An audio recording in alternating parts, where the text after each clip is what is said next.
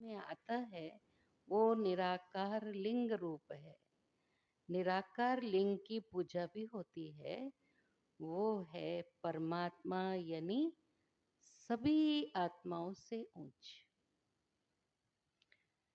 है। वो भी आत्मा, परंतु ऊंच आत्मा। वो जन्म मरण में नहीं आते, इसलिए वो परमात्मा है। बाकी सब पुनर्जन्म लेते हैं और सभी हैं रचना। शिव बाबा रचयिता है और हम सब आत्माएं हैं उनकी रचना।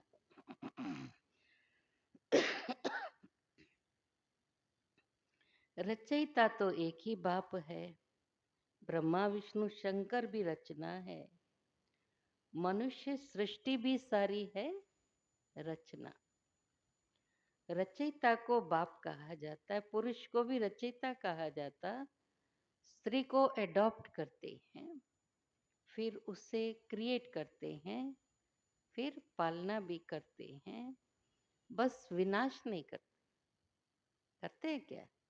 अपने बच्चों को जन्म देकर पालना करके फिर मार डालें? ऐसे कोई माँ बाप होते हैं? कोटों में कोई होते होंगे, है ना? तो बाबा कहते हैं ये काम मैं ही करता हूँ। मैं नई सृष्टि की स्थापना, फिर पुरानी सृष्टि का विनाश, फिर दैवी सृष्टि की पालना करता भी है और कराता भी है। क्योंकि सतयुग में तो आएगा नहीं ना, तो पालना कहाँ देता है? यहीं पर ही देता है ना? गुलजार दादी हमेशा सुनाती है ना, बाबा हमको ठाकुरों की तरह उठाता भी था, सुलाता भी था, एक एक को गोदी में लेकर खिलाता भी था। हम इतने छोटे थे, हमारी मच्छरदानी के अंदर आकर बाबा हमको प्यार करता था। तो ये भी तो पालना है ना बाबा की। तो जैसे पालना और प्रारब्ध में भी कई लोग बहुत कंफ्यूज होते। कल भी बाबा ने कहा ना, जो भी कुछ हमको मिलता है ये प्रारब्ध नहीं है। अभी आकर्षणों में नहीं आना है। कोई भी चीज हमको मिलती है, समझो हमको सेंटर का मकान मिला, बहुत बढ़िया बना बनाया, तो ये सोचे मेरे पुरुषार्थ की प्रारब्ध है। ये प्रारब्ध नहीं है। इसके लिए हमने पुरुषार्थ किया क्या? हमारा लक्ष्य ये था कि एक सुंदर सेंटर बने। किस लक्ष्य से आए? ऐसा बनने के लिए। तो ये पालना है, ईश्वर की पालना में है। हमको कितना अच्छा रख रहा है देखो। हमारा घर भी इतना बड़ा नहीं था किसी का भी। अब जहाँ हम रह रहे हैं वो शांति सरोवर है। 34-35 एकड़, वैसे तो 45 एकड़ लैंड है अभी, क्योंकि कुछ थोड़ा सा एक्स्ट्रा हो गई है। माप तोल में थोड़ा फर्क पड़ गया था और एक रोड आने वाली थी, वो कैंसिल हुआ। बाद में पता चला 45 एकड़। तो किसका घर होगा इतना बड़ा? हम्म। जमीन जायदाद होती है, बस रख देते, खुश होते रहते हैं। और बाबा के देखो आप मधुबन में, ज्ञान सरोवर में जाते तो कैसा लगता है कि हम जैसे स्वर्ग में घूम रहे। तो ये पालना है। कार मिल गई तो प्रारब्ध नहीं समझना, फिर यहीं खत्म हो जाएगी प्रारब्ध। बहुत कुछ मिलने वाला है। प्रकृति इतनी दासी होगी कि सारी दुनिया की संपत्ति लोग यहाँ आकर ही देकर जाएंगे। फेंकेंगे, ले लो, लेकिन बाबा लेगा नहीं, क्योंकि वो बड़ा पक्का व्यापारी है, साधारण नहीं है ना। इसलिए बाबा कहते जो करना है अब कर लो।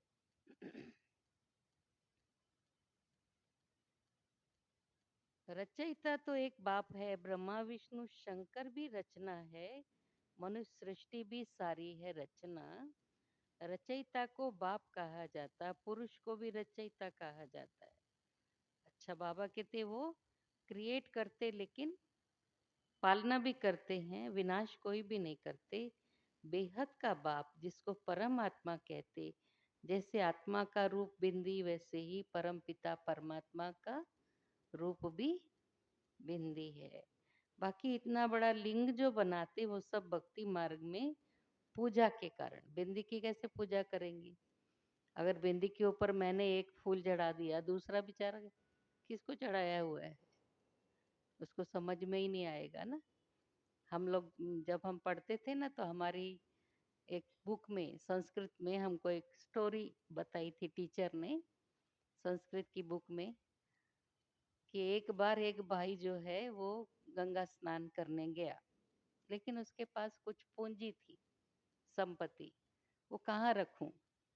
तो उसने क्या किया, मिट्टी में खड्डा खोद करके एक लिंग बना करके उस पर माला वाला डाल दी और नहाने चला गया। आने के बाद जो है मैं ले लूंगा। लेकिन भक्ति में भेड़ चाल होती है ना।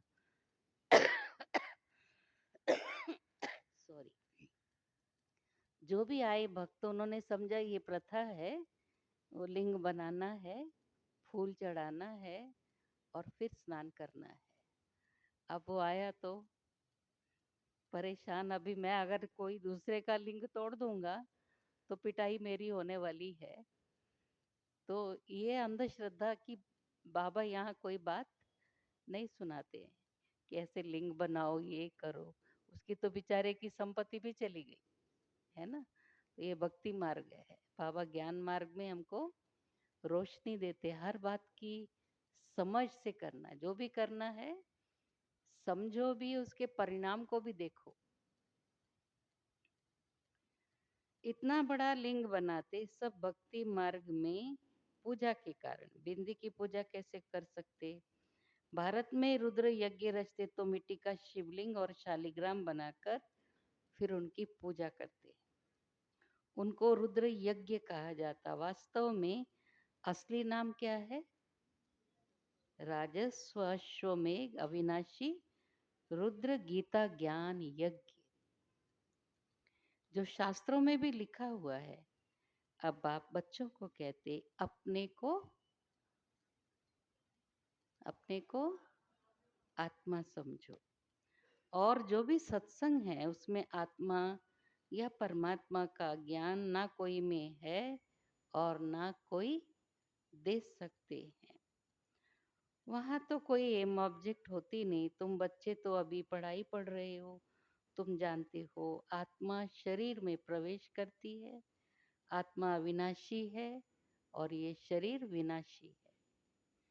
शरीर द्वारा पार्ट बजाती है, आत्मा तो अशरीरी है ना। कहते भी हैं नंगे आए हैं नंगे जाना है। शरीर धारण किया फिर शरीर छोड़कर नंगे जाना। माना ये शरीर रूपी वस्त्र के लिए बाबा कह रहे। यह बाप तुम बच्चों को ही बैठ समझाते, ये भी बच्चे जानते। भारत में सतयुग था तो देवी देवताओं का राज्य था, एक ही धर्म था, ये भी भारतवासी नहीं जानते। बाप को जिसने नहीं जाना उसने कुछ भी नहीं जाना। प्राचीन ऋषि मुनि भी कहते थे हम रचयिता और रचना को नहीं जानते, नियति नियति बोलते थे ना। और अब क्या बोलते? शिवोहम ब्रह्मोहम तत्त्वम, है ना। बाबा जैसे कई बार सुनाते हैं ना उदाहरण, कि छोटे बच्चे को पूछते तेरा नाम क्या है, वो बताएगा। तेरे पापा का नाम क्या है, बता देगा। अगर दादाजी का भी मालूम है तो बता देगा। अब तेरे बाप के बाप के बाप के बाप का नाम बताओ, कौन है वो? बोलता मैं ही हूँ, है ना। तो इसलिए भगवान को ढूंढते ढूंढते ढूंढते थक गए। अभी क्या है, तुम भी भगवान हम भी भगवान, काम खत्म हो गया, है ना। नहीं तो साधु संतों को लोग छोड़ेंगे नहीं ना, दिमाग खा जाएंगे। आपको भगवान मिला तो कैसे मिला, आप क्यों सन्यासी बने, जरा हमें भी वो भगवान दिखा दो। उसने खुद ही नहीं देखा, इसीलिए बोला शिवोहम तत्त्वम। तू भी भगवान, मैं भी भगवान, सब में भगवान, हो गया काम पूरा। इसलिए भगवान को खुद आना पड़ता है ना। खुदा मना खुद आ, तो स्वयं भू बोलते हैं ना। मुस्लिम लोग खुदा बोलते, खुद आ खुदा। और हमारे पास क्या कहते भारतवासी? स्वयंभू, कि स्वयं भूमि पर आओ, आकर हमें अपना परिचय दो, आप आपका भी दो, हमारा भी। हमको अपना ही परिचय नहीं था, तो बाप का परिचय कहाँ से हो सकता है? तो बाबा कहते हैं आदि कहा जाता है शुरू को। बाबा आते हैं तो हम ऋषि मुनि तो रचयिता और रचना को नहीं जानते। रचयिता है बेहद का बाप, वही रचना के आदि मध्य अंत को जानते हैं। आदि कहा जाता है शुरू को, मध्य बीच को। आदि है, आदि क्या है? आदि सतयुग। देखा हुआ है सभी ने? किस किस को लगता है हमने देखा है? हाथ खड़ा करो। कई लोग ऐसा ऐसा कर रहे, डर लग रहा है। देखा कि नहीं देखा? आप सतयुगी आत्मा ही नहीं होते तो यहाँ नहीं आते थे ना। तो अभी देखो, निश्चय से हाथ खड़ा करो कि हम सब ने सतयुग देखा, हम सतयुगी आत्माएं हैं। आप सामने वाले भाई साहब ने हाथ खड़ा किया। क्या बात है? डाउट है क्या अपने में? हाँ, हम नहीं होंगे तो कौन होगा बताइए? और कोई है क्या? सतयुग जिसको दिन कहा जाता, फिर मध्य से अंत तक रात, दिन है सतयुग त्रेता। स्वर्ग, स्वर्ग को क्या कहते? स्वर्ग है वंडर ऑफ वर्ल्ड। असली तो वंडर ऑफ वर्ल्ड जो है स्वर्ग को कहना चाहिए। यहाँ तो क्या है, कोई बोलेगा ये चाइना की दीवार है wonder of the world, Taj Mahal है। अरे क्या है, कुछ भी नहीं है। अभी तो इतने मैला कुचैले हो गए सभी। स्वर्ग तो इतना सुंदर है, हाँ, मन भावन है। इसीलिए लोग मरने के बाद भी क्या कहते हैं, कहाँ गया? तो उन्होंने स्वर्ग देखा है, हाँ?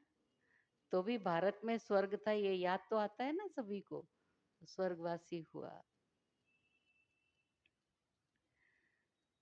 तो भारत ही स्वर्ग था जिसमें लक्ष्मी नारायण राज्य करते थे।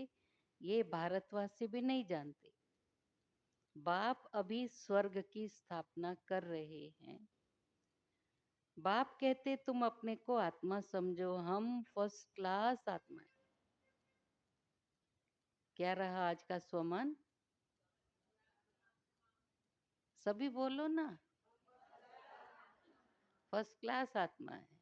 सारा दिन आप ऐसा समझेंगे ना, तो देखिए आपके चलन बोल कर्म सब में इतनी श्रेष्ठता आ जाएगी। फर्स्ट क्लास, सब बोलेंगे वाह आप तो फर्स्ट क्लास हो, है ना। हमने अंकलेश्वर में जो है ना, एक दिन बोला कि सारा दिन की एक दिन आप रिकॉर्डिंग करो अपनी। जगदीश भाई का एक आर्टिकल आया था कि हम कितना व्यर्थ बोलते हैं, और वो जो हमारे बोल है ना, वही हमारा स्वरूप बनता है, वही हमारे संस्कार बनते हैं, वही हमारी पर्सनैलिटी हो जाती है। तो एक दिन 24 आवर्स आप क्या बोलते हो? कई लोग सोते हुए भी बोलते रहते हैं, सुना होगा ना आपने। सोते हैं तो भी बातें करते हैं, माना इतना अभ्यास है बात करने का। एक दिन की रिकॉर्डिंग आप दूसरे दिन सुनना, आपको लगेगा ये मैंने बोला है, फालतू बोला, ये तो बोलने की जरूरत नहीं थी। अपने फालतू बोल को अगर खत्म करना है ना, एक दिन रिकॉर्डिंग करो। तो कल हमको निकलते समय है ना, हमारी कार के पास हेमा बहन भी अंदर गए थे तैयारी करने। वो भाई आके बोला दीदी मैंने रिकॉर्डिंग की और सुना मैंने, मुझे तो इतना अच्छा लगा कि अरे मैंने क्या क्या बोला, ये सब जरूरत ही नहीं थी बोलने की। इतना अटेंशन आ गया अपने ऊपर। तो देखो बड़े जो कहते हैं वो जरूर अनुभव से कहते हैं ना।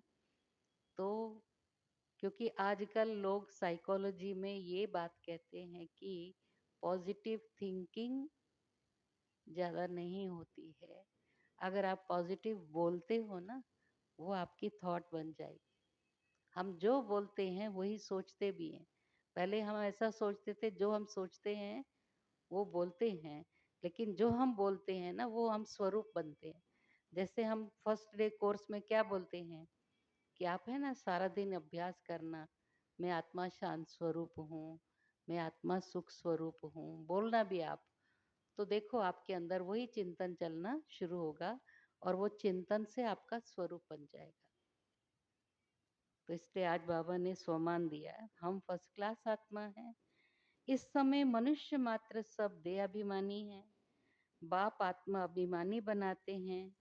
आत्मा क्या चीज है ये भी बाप बतलाते। मनुष्य तो कुछ भी नहीं जानते। बल कहते भी हैं भ्रुकुटी के बीच में चमकता है अजब सितारा, परंतु वो क्या है, कैसे उसमें पार्ट भरा हुआ है, वो कुछ भी नहीं जानते। अभी तुमको बाप ने समझाया है, तुम भारतवासियों को 84 जन्मों का पाठ बजाना होता है। भारत ही ऊंच खंड है, जो मनुष्य मात्र हैं उनका ये तीर्थ है। सर्व की सदगति करने बाप यहाँ आते हैं। रावण राज्य से लिबरेट कर गाइड बन ले जाते हैं। मनुष्य तो ऐसे कह देते, अर्थ कुछ भी नहीं जानते। भारत में पहले देवी देवता थे, उन्होंने उन्हों को फिर पुनर्जन्म लेना पड़ता। भारतवासी ही 100 देवता, फिर क्षत्रिय, वैश्य, फिर शूद्र बनते हैं। पुनर्जन्म लेते हैं ना। इस नॉलेज को पूरी रीति समझने में कितने दिन लगते हैं? 7 रोज। 7 रोज बस। अभी तक भी समझ रहे हैं हम लोग, क्योंकि 7 दिन पूरे होते ही नहीं ना। पूरे होते हैं।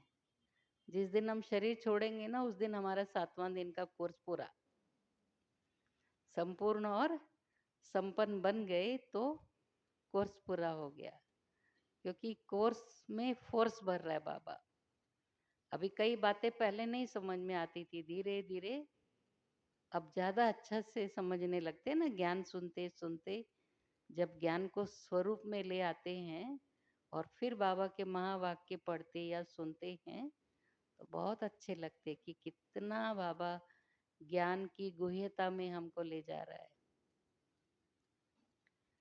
पतित बुद्धि को पावन बनाना है ना। 7 दिन का कोर्स माना हमारी पतित बुद्धि बदलकर पावन बुद्धि बन जाए। ये लक्ष्मी नारायण पावन दुनिया में राज्य करते थे ना। उन्हों का राज्य भारत में था और कोई धर्म नहीं था। एक ही राज्य था। भारत कितना साल्वेंट था। हीरे जवाहरातों के महल थे। फिर रावण राज्य में पुजारी बने। फिर भक्ति मार्ग में ये मंदिर आदि बनाए। सोमनाथ का मंदिर था ना। एक मंदिर तो नहीं होगा यहाँ भी। शिव के मंदिर में इतने तो हीरे जवाहरात थे जो मोहम्मद गजनबी ऊंट भर भर कर ले गया। इतने माल थे। ऊंट तो क्या, कोई लाखों ऊंट भी ले आए ना तो भी भर ना सके, इतना हमारा भारत भरपूर था। एक मंदिर में इतना था तो सोचो कितना होगा। बाबा कहते हैं सतयुग में तो सोने हीरे जवाहरातों के तो अनेक महल थे। मोहम्मद गजनबी तो अभी आया ना। द्वापर में भी कितने महल आदि होते हैं। जो पतित राजाएं थे उन्होंने भी तो कितने सुंदर सुंदर महल बनाए। वो फिर अर्थक्वेक में अंदर चले जाते। रावण की कोई सोने की लंका होती नहीं। रावण राज्य में तो भारत का ये हाल हो जाता है। 100% इरिलीजियस, अनराइटियस, इंसॉल्वेंट, पतित, विशियस। और नई दुनिया को क्या कहा जाता है? Viceless world. भारत शिवालय था जिसको वंडर ऑफ वर्ल्ड कहा जाता। बहुत थोड़े मनुष्य थे और अभी तो कितने करोड़ों मनुष्य हैं। विचार करना चाहिए ना। अभी तुम बच्चों के लिए ये पुरुषोत्तम संगम युग है। हम नरक में है क्या अभी? पहले तो बात बात में क्या बोलते थे, बाप रे घोर कलयुग आया। घोर नरक आ गया है। अभी हम नहीं कहेंगे, हम तो पुरुषोत्तम संगम युगी हैं।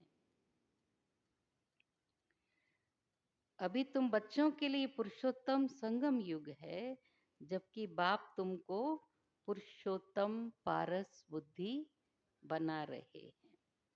बाप मनुष्य से देवता बनने की तुम्हें सुमत देते हैं। बाप की मत के लिए गाया जाता तुमरी गतमत न्यारी है, इसका भी अर्थ कोई नहीं जानते।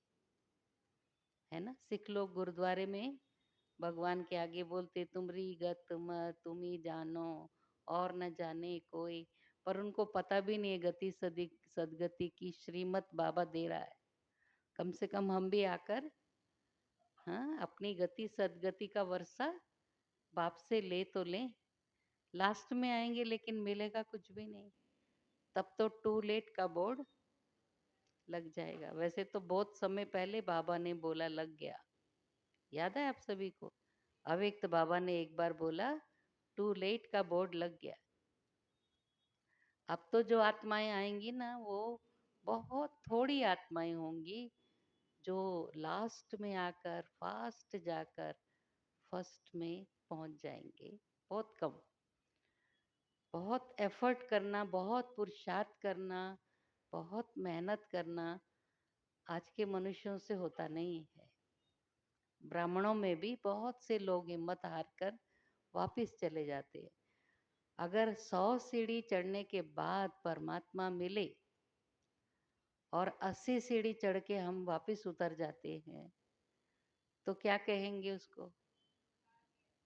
हम्म? दुर्भाग्यशाली, ऐसा ना बने। कई 99 नंबर तक भी पहुंच गए होंगे, फिर उतर गए। क्या होता है? बाह्य आकर्षण, है ना। आप सबने भी एक कहानी सुनी होगी, ज्ञान अमृत में बहुत पहले आई थी। एक राजा बहुत पूजा करता था, उसको भगवान ने दर्शन दिया और बोला सुबह सुबह कल तुम उस पहाड़ी पर आना, मैं तुमको अकेले मिलना चाहता हूँ, तुम्हारी भक्ति पर मैं प्रसन्न हुआ हूँ। राजा ने कहा मैं अकेला आऊं, क्योंकि मैं राजा हूँ, क्यों ना मैं अपनी प्रजा को सभी को ले आऊं। तो कहा आप जान मानते हो कि वो आएंगे? बोला हाँ, मेरे आदेश पर सब आएंगे। सुनिए कहानी सभी ने। तो सब चल पड़े कि राजा ने कहा अभी भगवान 8 बजे का टाइम दिया है। सब निकले तो पहले पहले जो है ना, एक बहुत बड़ा तांबे का पहाड़, उसमें कॉइन्स ऐसे पहाड़ जैसे बना हुआ है। कुछ लोग उस पर टूट पड़े। तांबा भी कोई कम थोड़ी है, तांबा मिल रहा है, ले लो जितना लूटना है। और राजा बार बार कह रहा है फंसो मत, भगवान से मिलने का टाइम नजदीक आ रहा है, चलो चलो चलो। आगे गए तो चांदी के कॉइन्स का पहाड़ था। कुछ लोग उधर चले गए, अभी तो तांबा तो हमने छोड़ दिया, ये चांदी कैसे छोड़ेंगे? राजा बोलता रहा, नहीं सुने। वो उसमें ही लगे रहे कि जो पाना था हमने पा लिया। फिर आगे आई सोने का पहाड़। फिर आप सोचो कितने कम हो गए होंगे। मेजॉरिटी चले गए, बचे राजा और रानी। जब हीरे का पहाड़ आया तो रानी भी चली गई, मुझे तो हीरे चाहिए, और वो अकेला ही पहुंचा। भगवान ने बोला कहाँ गई तुम्हारी प्रजा? बोला वो सब मोह माया में फंस गए। ये माया के आकर्षण बहुत आएंगे, इतना प्रलोभन देंगे, घर वाले बोलेंगे ज्ञान छोड़ दो, सारी संपत्ति तेरे नाम पर लिख देंगे। कईयों ने छोड़ दिया, ना इधर की संपत्ति मिली ना उधर की। तो बाबा इसके लिए बोलते दुविधा में दोनों गए, ना माया मिली ना राम। तो शिव बाबा भी क्या कहते, कोटों में कोई कोई में भी कोई आत्मा मुझे प्राप्त करते और मुझे समझते। सबने बाबा को एक जैसा नहीं पहचाना है। नंबर 1 ब्रह्मा बाबा ने अच्छी तरह से, और मम्मा ने, जिन्होंने एक सेकंड नहीं लगाया धक से बाबा पर बलिहार हो गया। और हम सोचते सोचते यहाँ तक आ गए। हमारा कौन देखने वाला है? ब्रह्मा बाबा को तो देख लिया, हमको कौन सा ब्रह्मा कुमारियां देखेंगी? हमें तो अपने आप को देखना पड़ेगा ना। इसलिए बाबा ने माला भी छोटी सी बनाई है ना। पहली माला कितनी है? अष्टरत्नों की। सोचो कितना बड़ा एग्जाम है जिसमें केवल 8 ही पास विदानर होते। टफ एग्जाम है। बाबा कई बार बोलते हैं ना, कई लोग बोलते कितनी परीक्षा। अरे बाबा, जब से हम पैदा हुए वो परीक्षाएं तो परीक्षाएं थी ही, ज्ञान में आए तो और डबल परीक्षाएं आनी शुरू हो गई। और डे बाय डे हम सोचते ये गई, अब तो नहीं आएगी कोई। बड़े से बड़ा पेपर आता है, कब होगा इसका अंत? पेपर का अंत कब होता है? जब पढ़ाई पूरी हो जाएगी।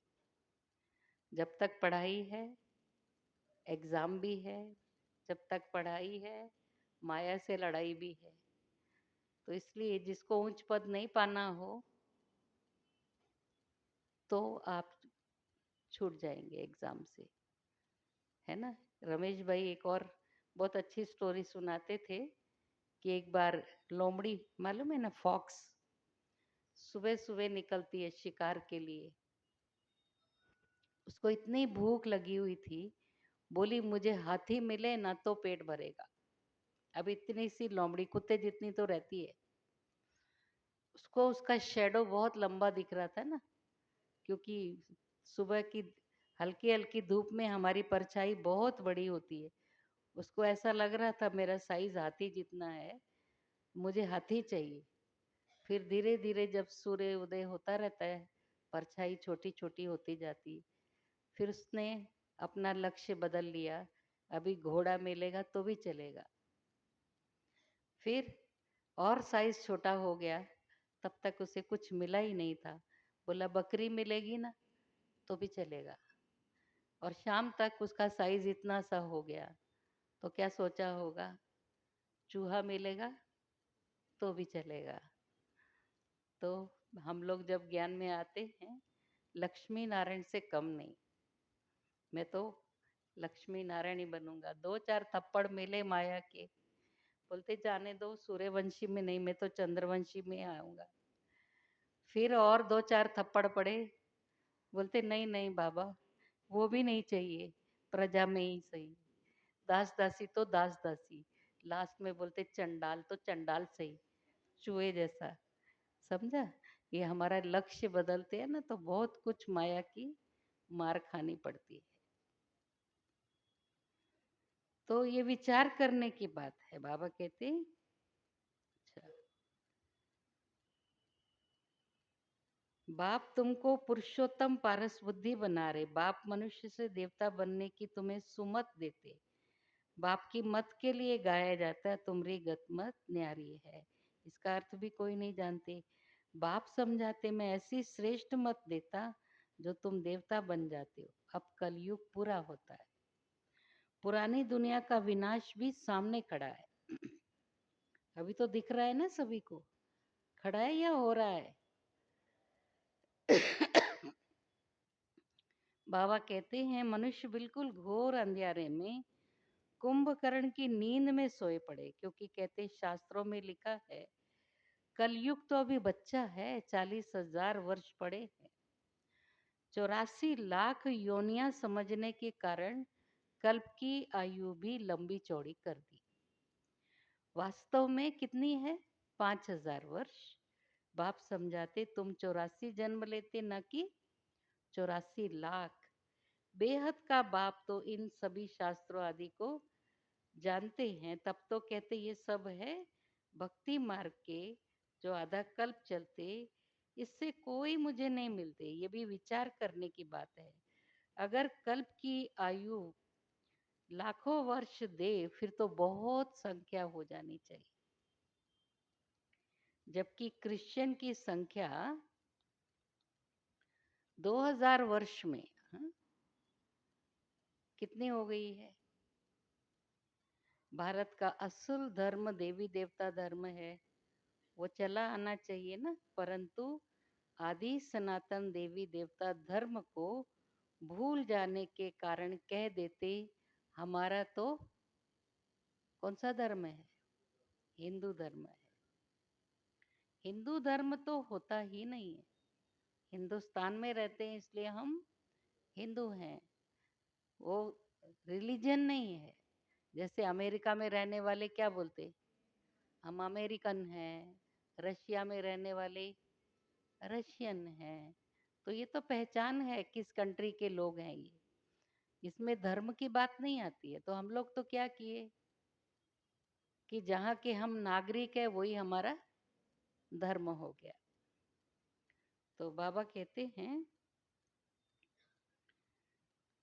देवताओं को,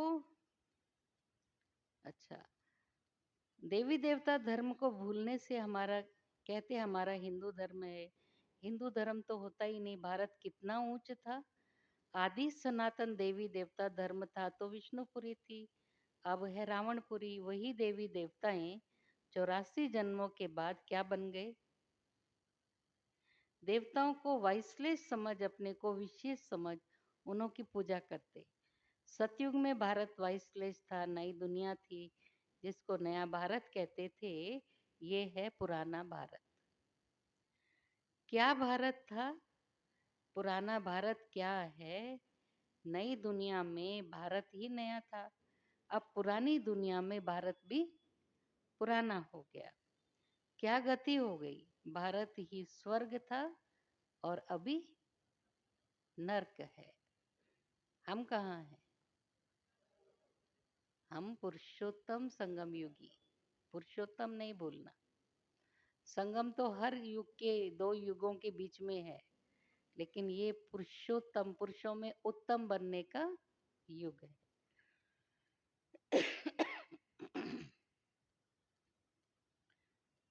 तो बाबा क्या कह रहे हैं? अभी सतयुग में, अभी तो नर्क बन गया। भारत मोस्ट सॉल्वेंट था जब सतयुग में थे हम। बहुत बहुत शाहूकार थे। भारत ही अब मोस्ट इनसॉल्वेंट है। और देशों के हिसाब से भारत को गरीब मानते हैं ना, इसलिए सब देश हमको कुछ ना कुछ खाने पीने के लिए भेजते हैं। गरीब लोग हैं हम। लेकिन हमको क्या राज बताया बाबा ने? वो हमारे से लेके गए, कर्जा चुका रहे। बेचारा भारत इतना भोला है, सोचता है ये कर्ज कब पूरा होगा, पता नहीं हम इन लोगों को कब वापस देंगे। दे नहीं सकते इसलिए सब क्या कर रहे, पूरा पैसा कर्जा चुकाते तो दे सकते थे पैसा, लेकिन पूरा पैसा विनाश की सामग्री में लगा रहे। सब मर गए तो कर्जा कौन किससे पूछने वाला है ना? लेकिन कर्मों की गति बहुत गुह्य है। कई ब्राह्मण भी ये गलती करते हैं। बाबा की सख्त मना है क्लास में आने वाले कोई भी बिना टीचर के पूछे आपस में पैसे का लेन देन या बिजनेस आदि नहीं कर सकते। ये श्रीमत है। पर कई बार कईयों को बड़ी दया आती है। रमेश भाई ने भी एक बार बाबा से प्रश्न पूछा था। मेरे पास पैसा है, कोई क्लास में गरीब है, मैं मदद करना चाहता हूँ, अपेक्षा नहीं रखूंगा कि वो मुझे वापस दे। मुझे चाहिए नहीं, मेरे पास बहुत है।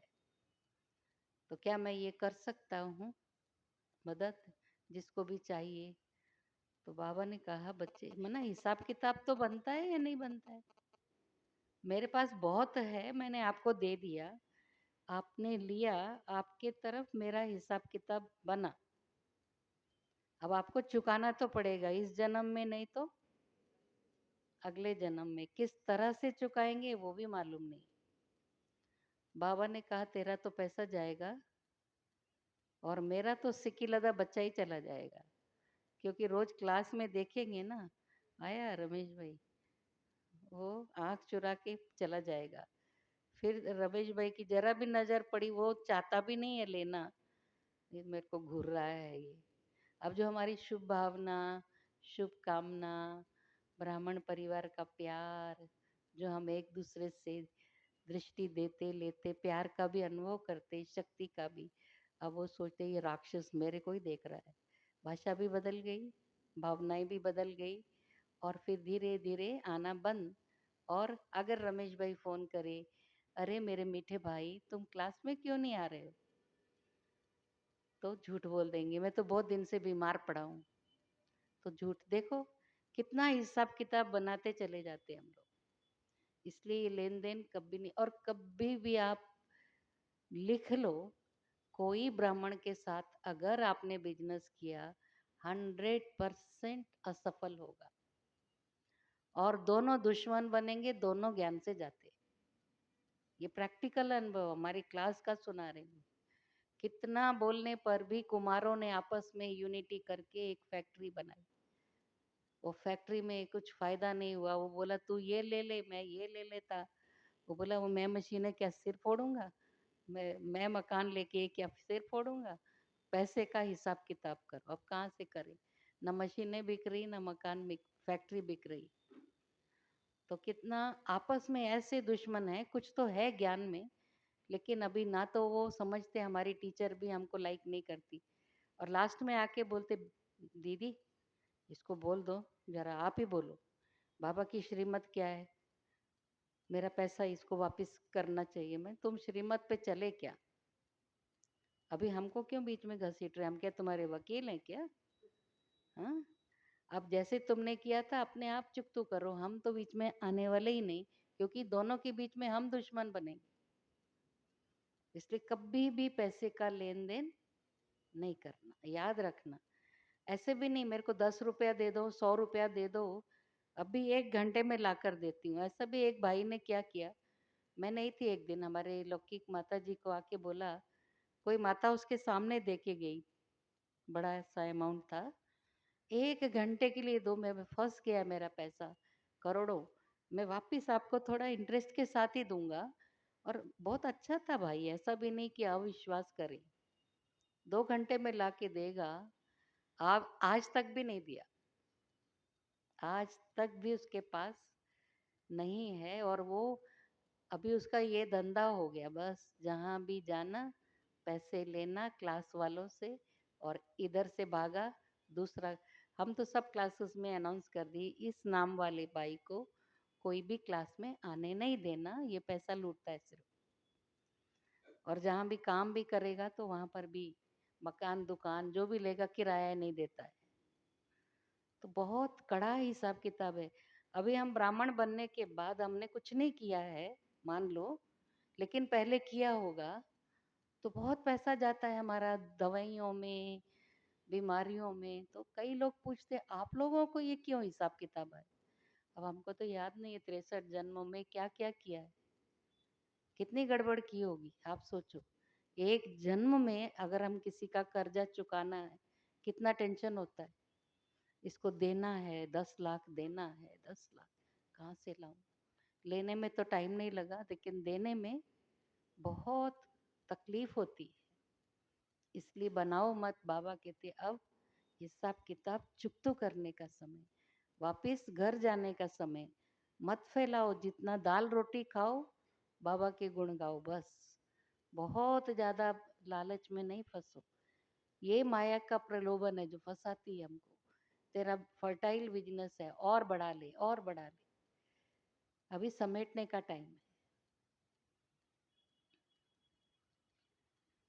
तो बाबा कहते हैं पुरानी दुनिया पुराना भारत क्या गति हो गई है ना। जो मोस्ट सॉल्वेंट था, अभी मोस्ट इंसॉल्वेंट है, सबसे भीख मांग रहा है।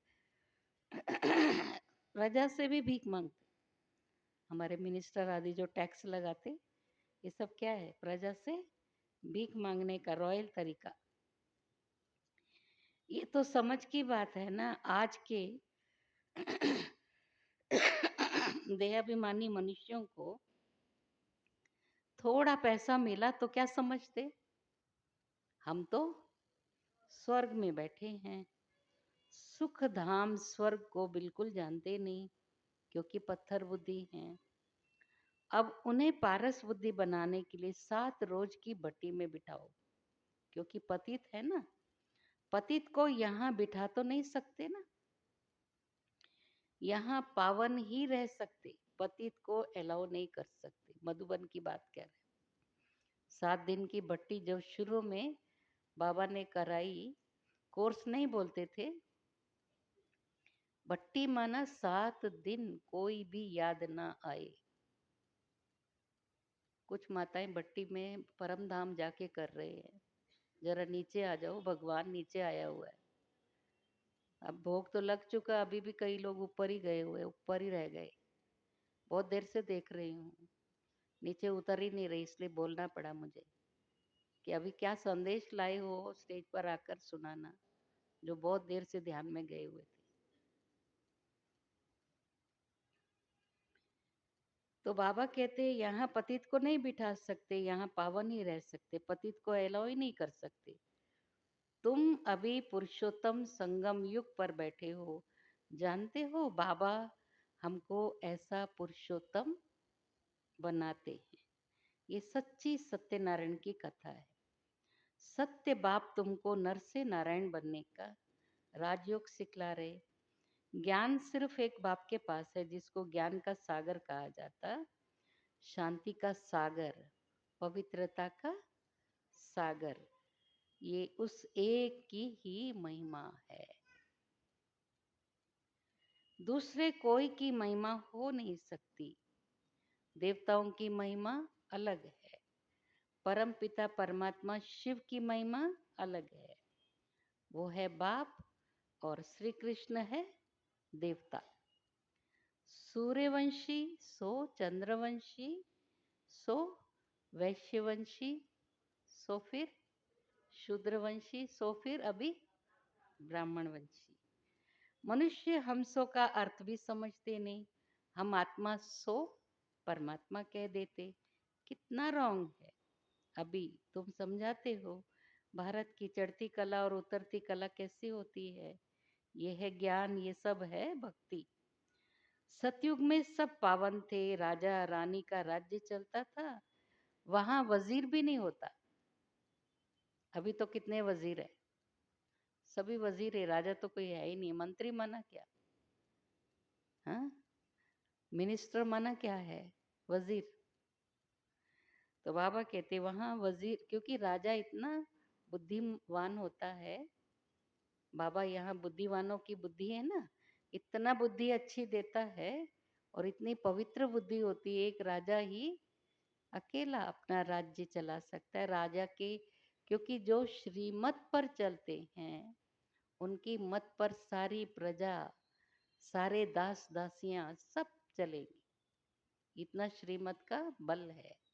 जो श्रीमत पर नहीं चला उसे तो किसी की मत पर चलना ही पड़ेगा, उसको सब मत देंगे। जो श्रीमत को मानता है उसको आप कोई भी मत देने का सोचेंगे, ये तो हिलने वाला नहीं, इसको बोलने से फायदा नहीं। हमारे घर वाले भी रोकते हैं ना, क्यों जाते, देखो बाहर क्या बोल रहे हैं तुम्हारे लिए। तो जो श्रीमत को समझते वो बोलते बोलने दो। किसको नहीं बोला, किसी को, देवताओं को छोड़ा है किसी ने? उन पर भी कलंक। हमको अगर गाली दिए तो क्या बड़ी बात है, भगवान को कितनी गाली दी। कण कण में भगवान, सर्वव्यापी, ये उनको समझ में ही नहीं आता है। सब में भगवान बोलते हो। आपके घर में बिल्ली अगर दूध पी के पूरा भगोने को जूठा करके चली जाए, आपको खुश होना चाहिए, आज तो भगवान दूध पी के गया है। ये तो चरणामृत है, सबको बांटना चाहिए। वो सब फेंक देते हैं, फिर आपको निश्चय कहाँ है भगवान है सब में। कुत्ता अगर आपकी रोटी खा जाए, एक एक रोटी भी घसीट के ले जाए, सारी रोटियां फेंकते, कुत्ते ने मुंह लगा दिया। अरे वो तो डीओजी के बजाय जीओडी समझ के खा लो ना। आप तो भगवान बोलते हो ना, कुत्ते में भी है बिल्ली में भी है, फिर कहाँ खाते हो? हाँ, कौवा भी आकर के बैठ जाए आपकी रोटियों के ऊपर, खाया नहीं है, खाली बैठ गया ना, बाबा ये तो नहीं खाएंगे, कहीं काल बन के ये कौवा ले ही ना जाए। कितना डरते, भगवान से डरते क्या? भगवान आया रोटी पर हाथ लगाए, वाह ये तो महाभोग है, सबको खाना चाहिए। फिर हम तो बांटेंगे ना, इतना इतना पीस भी चलो सबको प्रसाद की तरह, पर फेंक देते हैं। तो निश्चय तो नहीं है उनको भगवान सबके अंदर है। क्योंकि मैंने भी एक बार एक दुकानदार का एग्जाम लिया। मैं कुछ मशीन खरीदने गई थी वाटर का, क्योंकि उस समय भाई लोग ज्यादा नहीं थे तो मुझे ही जाना पड़ता था। तो मैंने बोला देखो भगवान के घर के लिए ले जा रहे, थोड़ा कम कर दो। अरे भगवान कहाँ है? मैं बोली आप ही बताओ। बोला आप में भी है, मेरे में भी, सब में है भगवान, ये मोटर में भी भगवान है। मैंने बोला अच्छी बात है, तब तो आप फ्री दे दो, आप भी भगवान मैं भी भगवान, भगवान से थोड़ी भगवान पैसा लेता है। बोले ऐसे थोड़ी। मैंने बोला फिर तो कोई किराएदार नहीं, कोई मकान मालिक नहीं, सब भगवान है, फ्री में रहो, क्यों मकान का किराया मांगते हो? और आप मशीन भी अभी फ्री दूँ मैं, क्योंकि आपने बोला आप में भी भगवान, मेरे को तो नहीं दिखता आप में भगवान, आपको मेरे अंदर दिख रहा है तो दे दो। उसके जितने भी नौकर चाकर आदि थे ना, वो लोग हंसे। मैडम आप बहुत अच्छी तरह पकड़े हमारे सेठ को, ठीक बोले आप, भगवान है बोलता है कि देता तो किसी को भी नहीं है फ्री में, है ना? तो ऐसे पकड़ो ना, फिर उनकी सर्वव्यापी का ज्ञान ही उड़ जाएगा। फिर घर में झाड़ू क्यों लगाते हो? कण कण में भगवान है, तो इकट्ठे होने दो ना भगवान जितने भी, घर भरपूर हो जाएगा आपका। एक दिन भी झाड़ू पोछा लगाए बिना नहीं रहते, फिर कहाँ निश्चय आपको कण कण में भगवान है? सारे भगवान तो बाहर निकाल दे रहे झाड़ू से। हाँ। तो बाबा कहते हैं हम सो का अर्थ भी वो क्या कहते हैं, हम आत्मा सो परमात्मा। कितना रॉन्ग है। अभी तुम समझाते हो भारत की चढ़ती कला और उतरती कला कैसे होती है। ये है ज्ञान, वो है सब भक्ति। सतयुग में सब पावन थे, राजा रानी का राज्य चलता था। वहाँ वजीर नहीं होता, क्योंकि राजा रानी खुद ही मालिक हैं। बाप से वर्षा लिया हुआ है, उनमें अक्ल है। लक्ष्मी नारायण को कोई की राय लेने की दरकार नहीं है। वहाँ वजीर होते नहीं। भारत जैसा पवित्र देश कोई था नहीं। महान पवित्र देव देश था। अभी भी बोलते हैं ना मेरा भारत महान है। नाम ही था स्वर्ग, अभी है नर्क, नर्क से फिर स्वर्ग बाप ही बनाएगा। अच्छा, मीठे मीठे सिके लदे बच्चों प्रति माता पिता बाप दादा का याद प्यार और गुड मॉर्निंग। रूहानी बाप की रूहानी बच्चों को नमस्ते। हम रूहानी बच्चों की रूहानी माता पिता बाप दादा को याद प्यार, गुड मॉर्निंग और नमस्ते। शुक्रिया बाबा, शुक्रिया।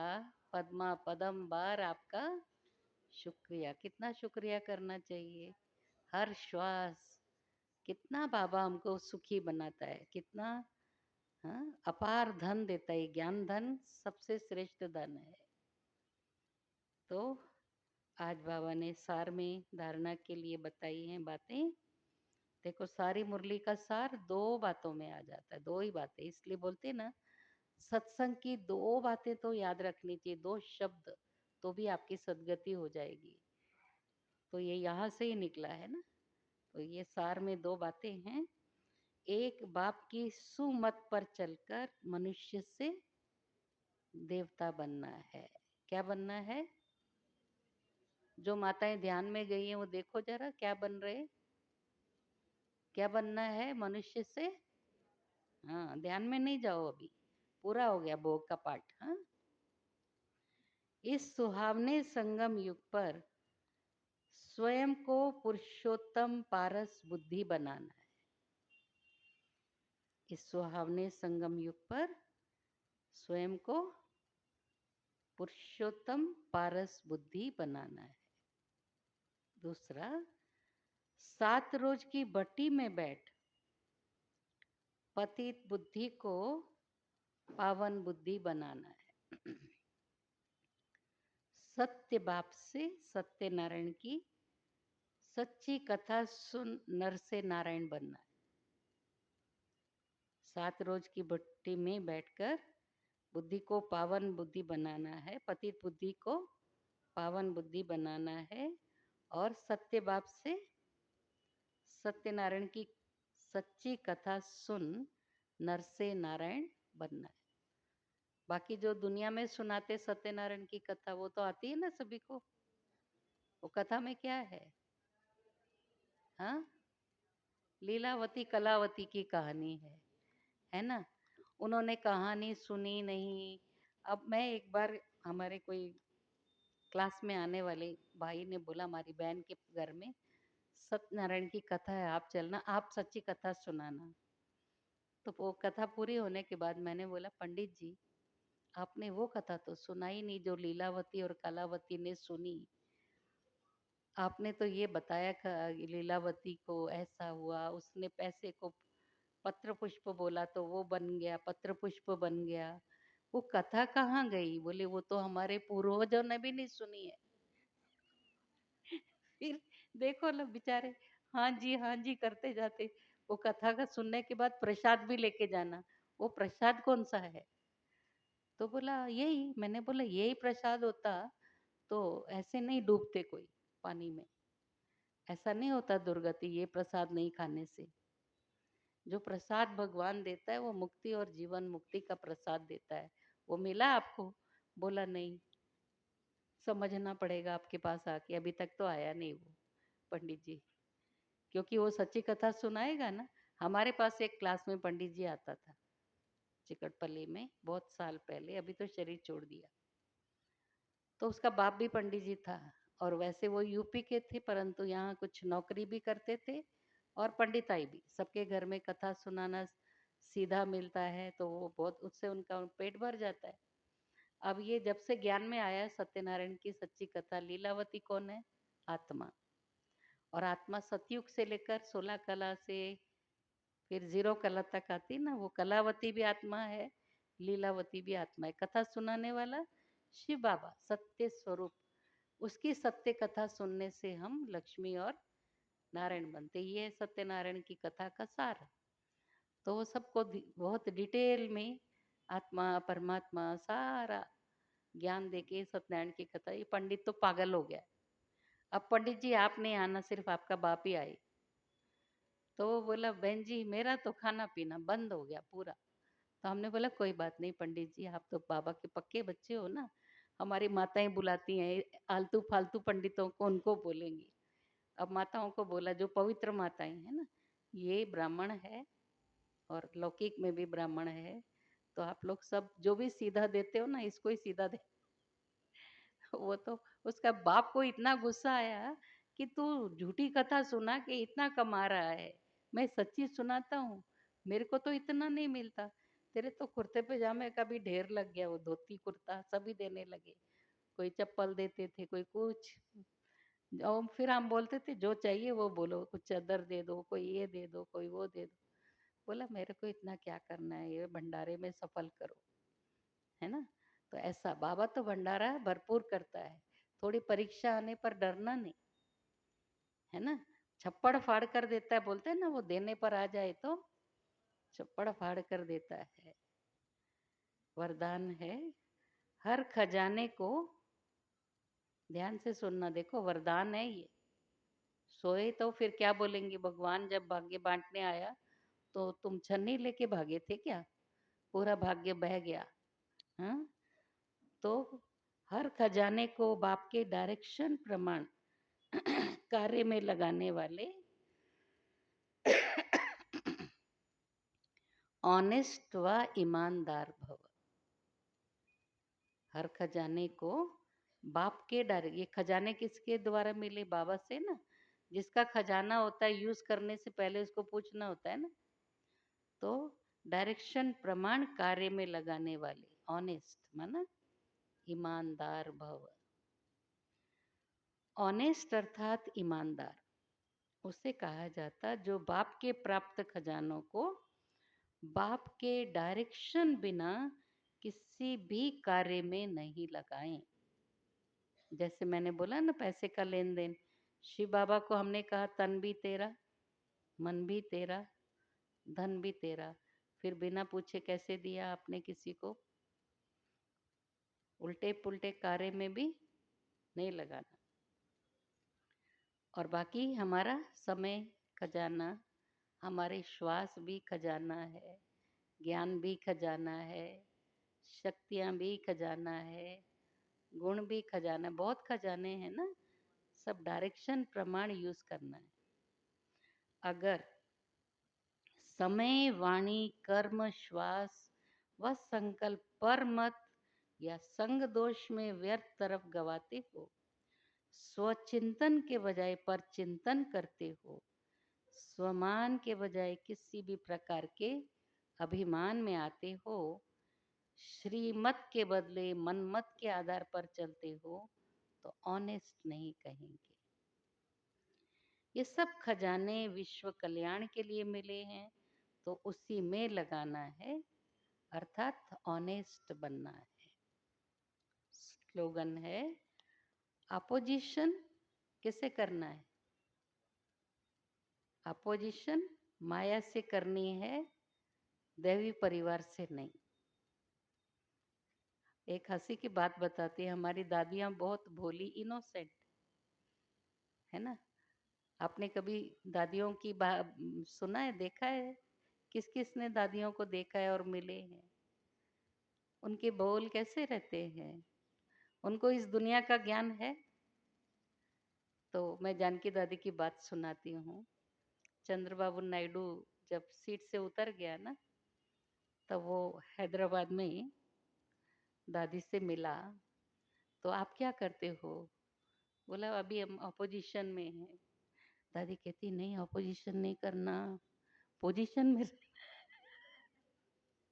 तो फिर हमारे भाई लोग बोले, दादी पॉलिटिक्स में एक पार्टी जो रहती है, राज्य करती है, और बाकी सब अपोजिशन में, पर तुम अपोजिशन पार्टी में नहीं रहना।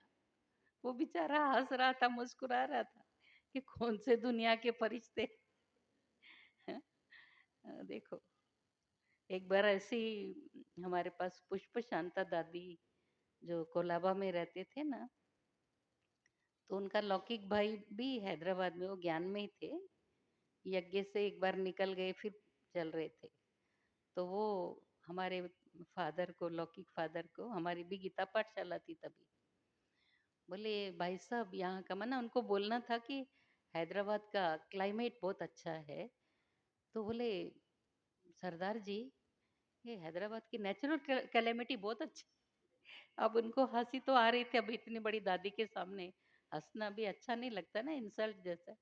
तो वो भी बोले देखो दादियाँ कितनी भोली हैं, उनको क्लाइमेट क्या है, नेचुरल कैलेमिटी क्या है, वो भी नहीं मालूम है।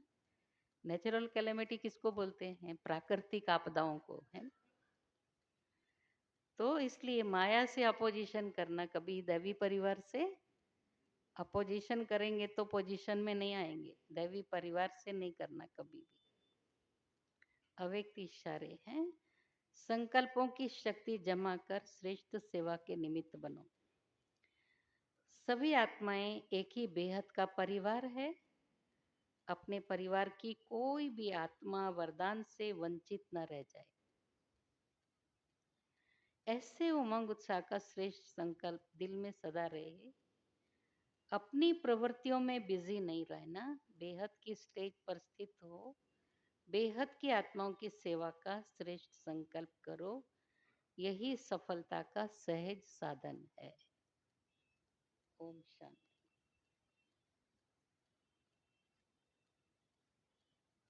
ये पढ़ना।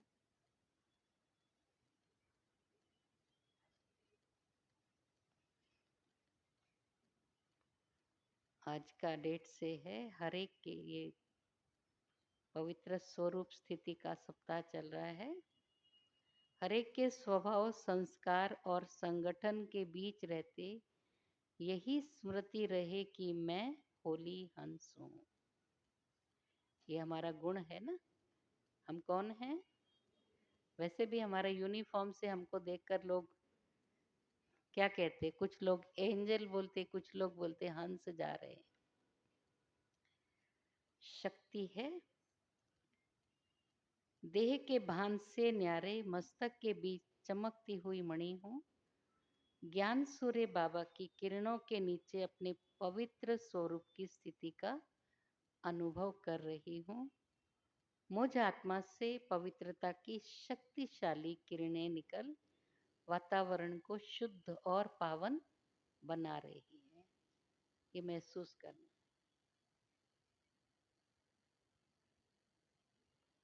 ये भी है बहन सोमन।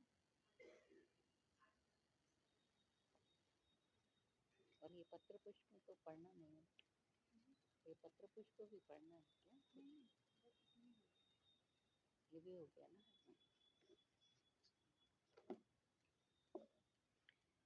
आज का स्वमान है, मैं बेहद की स्टेज पर स्थित सेवादारी हूँ। मैं बेहद की स्टेज पर स्थित सेवादारी हूँ। स्टेज पर जो बैठता है तो सबका अटेंशन किस पर रहता है? हमारे ऊपर ना। तो बेहद की स्टेज पर है, माना सारी दुनिया हमको देख रही है, तो हमको कैसे रहना चाहिए? सावधान होकर, है ना।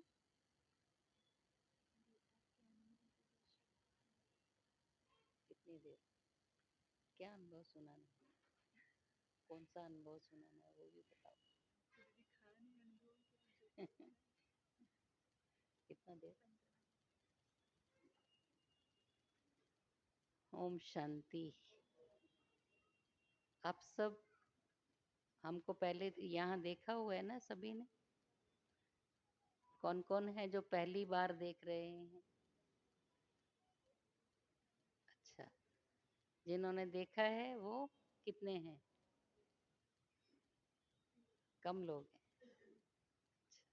आओ सविता बहन, आइए आइए, आप बोलो, आपकी मधुर वाणी सुनना चाहते हैं।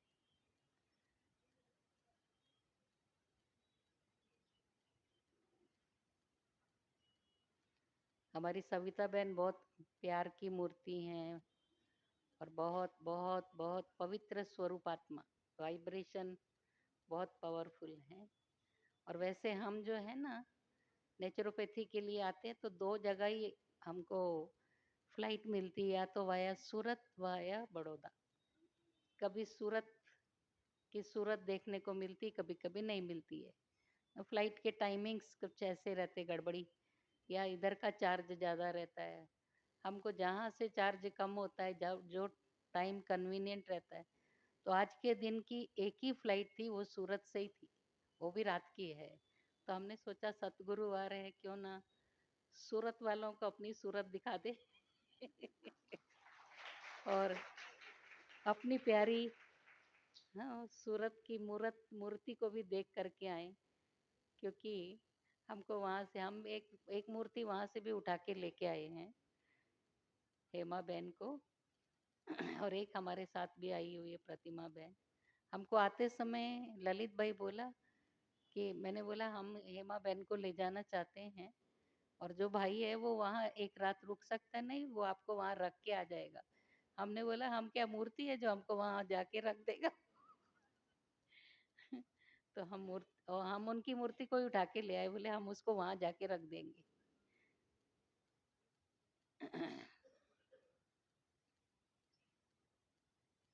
सविता बहन बोली, हाँ? कितना सुनाना, कौन सा अनुभव सुनाना? अच्छा। मेरे पास तो अनुभव बहुत सारे हैं, मैं लेटेस्ट अनुभव अपना सुनाती हूँ बीमारी का। सबसे बड़ा पेपर होता है शरीर की परीक्षा, है ना, प्रकृति की। और हम सब क्या कहते हैं, हम माया जीत, प्रकृति जीत और जगत जीत बनने वाले हैं। ये प्रकृति के पेपर बहुत कड़े होते हैं, इसमें पास होना भी बहुत मुश्किल होता है। इसमें क्या चाहिए? हिम्मत, है ना। बाबा क्या कहते हैं, जो बच्चे हिम्मत रखते हैं उनको मैं मदद करता हूँ। तो 23 में शायद, मैं सोचती हूँ 1923 में ना, तो 2023 में या 4 में, कब मैं आप लोगों के पास कब आई थी? 2 साल हो गया, हाँ? नहीं, 2 साल हो गया। तो मैं मधुबन में बाबा मिलन में गई थी, बहुत समय के बाद गई थी, क्योंकि मुझे मना शरीर में ऐसी प्रॉब्लम बहुत सारी थी कि ट्रैवल करना मुश्किल था। आईबीएस का प्रॉब्लम है ना, आप समझते होंगे, बहुत बार स्नान करना और कंट्रोल नहीं कर सकते। तो मैं जाऊँ तो कैसे जाऊँ? फ्लाइट में कहीं भी नहीं जा सकती थी। तो थोड़ा-सा दवाइयों से कंट्रोल करके मैं बोली चलो इस बार हमारा अ, ये है क्या बोलते टर्न भी है ना महाराष्ट्र ज़ोन, आंध्रा और तेलंगाना का, तो इस बार मुझे जाना है। बाबा से भी मिलना है और तुरंत बाद में मीटिंग थी। बीच में थोड़ा-सा ही गैप था। तो मैं अंकलेश्वर पहले जा कर के आई थी। तो मैंने सोचा वो गैप में भी मैं अंकलेश्वर में जो भी 8-10 दिन है वहाँ रह जाऊँगी। लेकिन जाने से पहले पता नहीं मुझे बाबा ने, मैं बाबा के रूम में बैठकर हमेशा बाबा से दिल की बातें करती हूँ। बाबा मैं मधुबन जा रही हूँ, आप मेरे को ठीक से लेकर जाना। तो जाऊँ या नहीं जाऊँ आप बोलो? बाबा ने बोला आप 2 दिन हॉस्पिटल में एडमिट होकर पूरा बॉडी चेकअप करा के फिर आप जाना, डॉक्टर से पूछकर। तो मैंने फिर फ़ोन किया, मेरे को लीवर का प्रॉब्लम मालूम था, ये आईबीएस का प्रॉब्लम मालूम था, लेकिन एक और सीवियर प्रॉब्लम वो मुझे मालूम नहीं था। तो मैं डॉक्टर से उसके सेक्रेटरी को, क्योंकि वहाँ का नागेश्वर रेड्डी जो एआईजी हॉस्पिटल का बड़ा डॉक्टर है, वो एशिया में नंबर 1 लीवर का या पेट का, उसको लोग वहाँ पेट का भगवान बोलते हैं। केवल उसका दर्शन भी हो जाए लोग ठीक हो जाते हैं। तो वो एक बार चन्ना रेड्डी जी का 100 इयर्स का जन्मदिन मना रहे थे, तो वो पहले आ गया। सब रेड्डी रेड्डी है ना, बोले ये क्रिश्चियन है, वैसे हिंदू से कन्वर्ट हुआ है। तो उस टाइम आशा दीदी की बहन आई हुई थी, उनके हस्बैंड का चेकअप था वहाँ पर एआईजी में, लेकिन उनको नागेश्वर रेड्डी का अपॉइंटमेंट नहीं था, कोई और डॉक्टर का था। तो नागेश्वर रेड्डी आए तो मेरे को बंशी भाई बोला वो तो ऑडिटोरियम में आके बैठ गया है। तो मैंने बोला उसको इधर ले आओ, हम बात करते हैं। तो उसको बिठा के समझाया भी और इनसे मिलाया। बोला दीदी आप कभी भी आइए ना, मैं एक आपको नंबर देता हूँ, आपको एस्कॉर्ट करके लेकर आएगा और आपको कुछ किसी से पूछने का ही नहीं। उसको फ़ोन कर देना, अपॉइंटमेंट दे देगा और आपको मैं ही दे दे रहा हूँ, 10 बजे आप आ जाना। उस दिन के बाद उसको इतना अच्छा लगा कि ब्रह्मा कुमारीज़ बहुत बड़ा काम करती और ये बहन साउथ इंडिया की इंचार्ज है। और 1-2 बार मैं एडमिट भी हुई और जब कोरोना था तभी मैं उनके हॉस्पिटल में एडमिट हुई। कहीं जगह नहीं मिल रही थी, उन्होंने बोला इनको डीलक्स रूम दे दो। तो बहुत मना इतना केयर करते थे जभी भी जाऊँ मैं, खाली कोरोना के टाइम नहीं आए मिलने। पहले शुगर ज़्यादा थी, अनकंट्रोल थी, तो वो सारा दिन कोई ना कोई डॉक्टर कब आ जाएगा पता ही नहीं। वैसे वो बोलते वो एक भी मना व्यक्ति के पास सारे दिन में एक बार भी नहीं जाते, वीवीआईपीज़ के पास जाता है। जो मेरी बहन साथ में थी, वो भी रेड्डी फैमिली की है, तो वो बोली दीदी आपको 3 बार 4 बार कितने सारे डॉक्टरों के साथ मिलने आता है। मैं हर एक डॉक्टर के लिए टोली के डब्बे और शिवानी बहन की एक बुक, तो इसलिए वो अट्रैक्शन से सबको लाता था। इनके पास बहुत कुछ मिलेगा, प्रसाद भी मिलेगा और ज्ञान भी मिलेगा। तो मैं एडमिट होने के लिए उसके सेक्रेटरी का उसने नंबर दिया था, कभी भी आपको कोई भी प्रॉब्लम हो इसको फ़ोन करना, आपको अपॉइंटमेंट देगा। और उनको बोला ये दीदी को कभी भी इग्नोर नहीं करना। तो मैं जब भी किसी के लिए अपॉइंटमेंट मांगती थी तो मुझे तुरंत मिल जाता, एक ही दिन में। वैसे 6 महीने में भी नहीं मिलता। तो मैं उसके सेक्रेटरी को बोली मुझे 2 दिन के लिए एडमिट होना है। 2 सेक्रेटरी है, जिसको मैंने बोला वो बोला आ जाओ, पर क्यों आप एडमिट क्यों होना चाहते हैं? आप तो अच्छे भले हैं। मैंने बोला मेरे को ना थोड़ा प्रॉब्लम है, मैं बैठ नहीं सकती। आपका हॉस्पिटल का मुझे अच्छी तरह से मालूम है कि हमारे जितने भी बीकेज ऑल इंडिया से आते हैं ना, वो सुबह निकलते हैं फास्टिंग में, ब्रेकफास्ट देकर हम भेजते हैं, लेकिन उनका टेस्ट होने तक शाम हो जाती है। वो ब्रेकफास्ट वो फिर शाम को वापस लेके आते हैं, अभी हम फ्रेश खाएंगे। इसलिए मैं इतना देर ना बैठ सकती हूँ और मेरे को आईबीएस का प्रॉब्लम भी है, मुझे रूम चाहिए। रेंट दूंगी ना मैं, आपको क्या चिंता है? बोला ठीक है, आप आ जाना। मैं 1 घंटा पहले चली गई, 2 घंटा बैठना पड़ा, रूम नहीं मिला। और एक डॉक्टर कांटेक्ट में बाबा के माना उनकी वाइफ रेगुलर स्टूडेंट है, वो शिवानी बहन का बहुत फैन है। तो मैंने बोला शिवानी बहन को उन्होंने रिक्वेस्ट किया था हमारे द्वारा कि हमारे हॉस्पिटल में एक बार विजिट करे, वो आने वाली थी शिवानी बहन।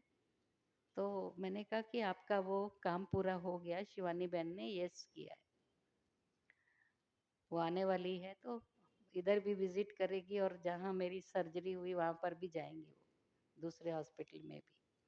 तो आप कहाँ हैं बोले, मैं बोली आपके हॉस्पिटल में मैं रूम के लिए अभी तक वेटिंग में हूँ।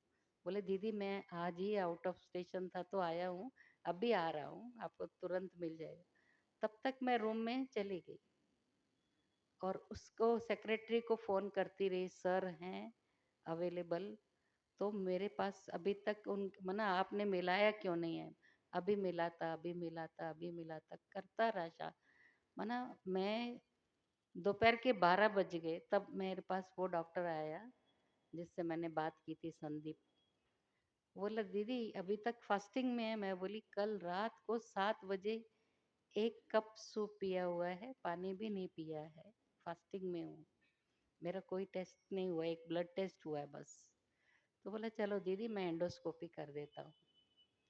वो लेके गए तो अब अंदर जाने के बाद तो वीआईपी एरिया में लेके जाते हैं ना, वहाँ बहनों को नहीं आने देते।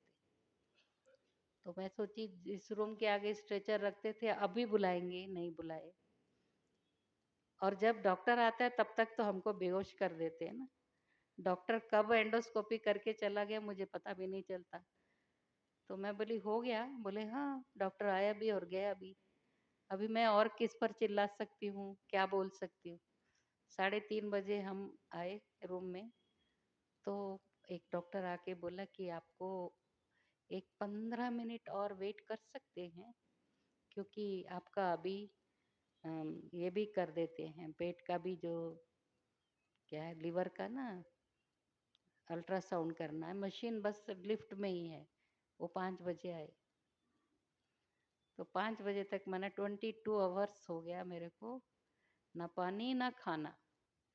फिर उनके मैनेजमेंट वाले हैं ना पूछने आते हैं कैसा लगा आपको हमारे हॉस्पिटल का अनुभव। मैं बोली वेरी बैड, ऐसी गति किसी जानवर की भी नहीं होनी चाहिए। बोले क्या हुआ?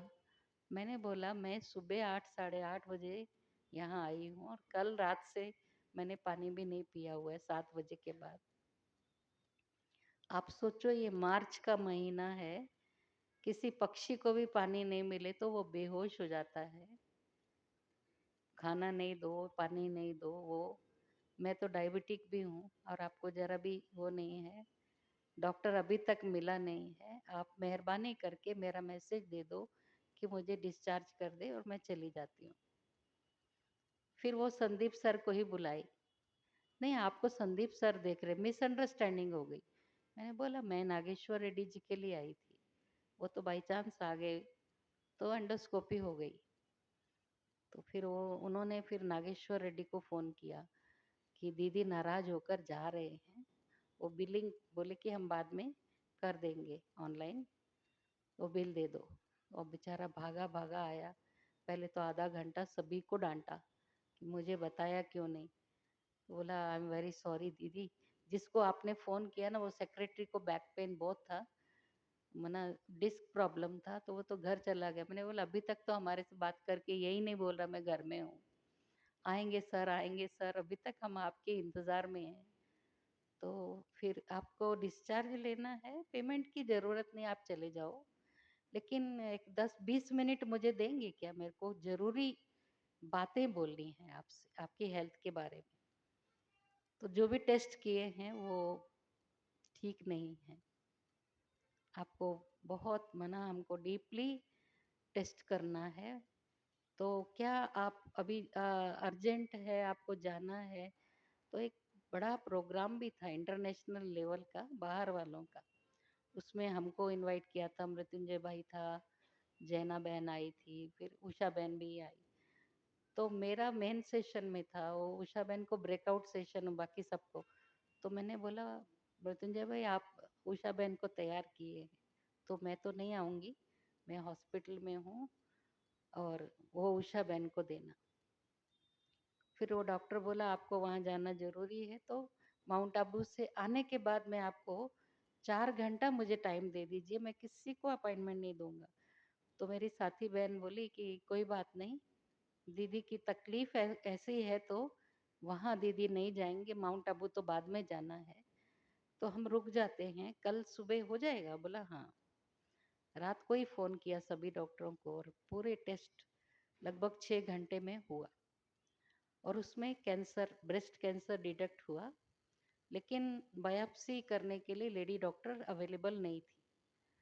तो मैंने कहा जिस दिन भी आ जाए, मैं ट्यूसडे जाने वाली हूँ, अगर मंडे भी आप बुला देंगे तो मैं कराने के लिए आ जाऊँगी। तो पहले वो एफएनएस टेस्ट जो ना पानी लेकर करते, वो करने के लिए बोला था। उसने बोला नहीं, मैं डायरेक्ट बायोप्सी ही करूँगी क्योंकि इनका कैंसर है, कन्फर्म्ड है। तो मैं ठीक है। फिर डॉक्टर मेरे को बोला कि आप माउंट आबू जाएँगे ना, वापस आने के बाद सर्जरी कराना। आप डरेंगे तो नहीं ना? कैंसर है। मैं बोली हम तो मौत से डरते नहीं, हम किसी चीज़ से डरते नहीं, मरना तो निश्चित है ना। कब मरना है, कैसे मरना है वो तो मालूम नहीं है, लेकिन मरना तो निश्चित है।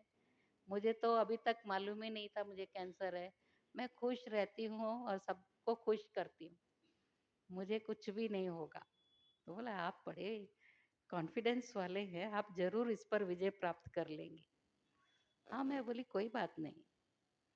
मैं फिर चली गई मधुबन में और मैं पेट स्कैन भी नहीं, पेट स्कैन भी नहीं हुआ था। मधुबन में जाने के बाद 5 दिन के बाद रिपोर्ट आएगी बोली।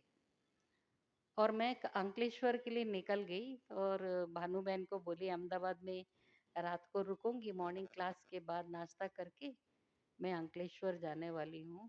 और उन्होंने भी पूरा तैयारी कर रही ललित भाई ने, क्या क्या ट्रीटमेंट देना है, ये वो सब। और मैं अभी आबू रोड को क्रॉस भी नहीं की थी, ब्रिज के नीचे से निकले और मेरे मोबाइल पर रिपोर्ट आया कि आपको कैंसर कंफर्म्ड है, पॉजिटिव है। तो फिर मैं, प्रतिमा बहन तो पीछे बैठ के सो रही थी, तो फिर मैंने फ़ोन किया, डॉक्टर कविता हमारी वो पेट स्कैन वगैरह भी करती है, तो उसने फ़ोन नहीं उठाया। फिर मैंने उसको मोबाइल पर अपनी रिपोर्ट भेजी तो देखा, व्हाट्सएप भी नहीं चेक किया। फिर मैंने इसको एसएमएस दिया, प्लीज़ चेक योर व्हाट्सएप। फिर चेक करते ही फ़ोन की, दीदी आप कहाँ हैं? तो मैं बोली हम निकले हैं अहमदाबाद जाकर, फिर नेचर क्योर में जाना है।